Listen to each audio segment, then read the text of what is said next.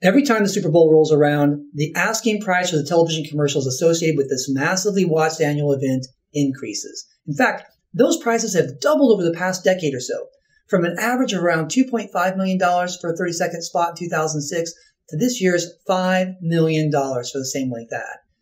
It's true that marketers get a great deal of exposure with these ads, especially in today's digital environment, where ads are routinely rebroadcast via a variety of social media channels, as well as talked about by both professional and amateur social media celebrities. But all this raises the question, are Super Bowl commercials worth the extremely high cost?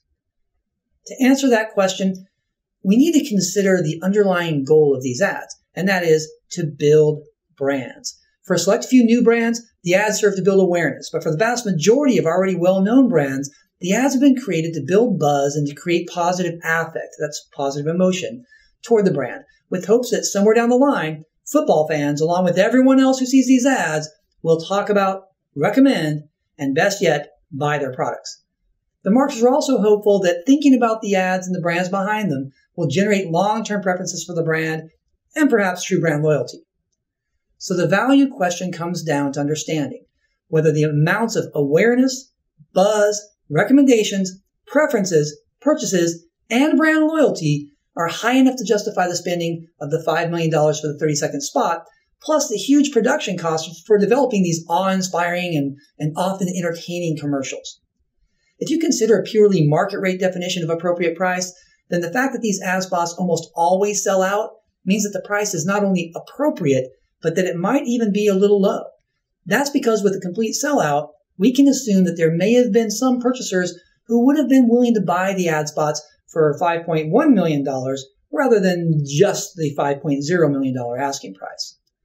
So the answer to our question as to whether Super Bowl commercials are worth the high cost is, it depends. And it depends on whom we ask. To the company trying to promote its brand, it's pretty clear that the management team thinks it's a worthwhile investment, initially at least.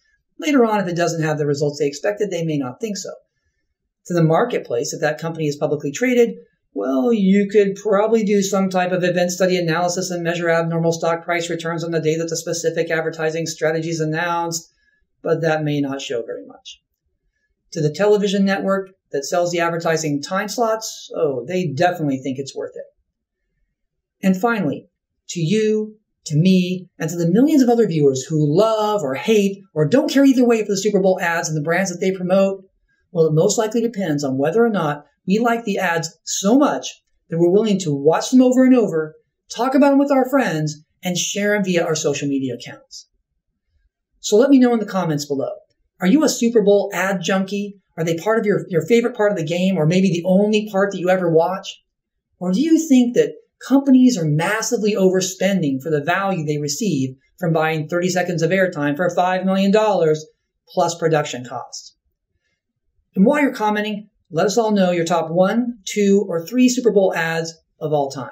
And remember, when it comes to marketing, it's only expensive if it doesn't work. Be sure to subscribe so that you don't miss any of the future Marketing Minute videos.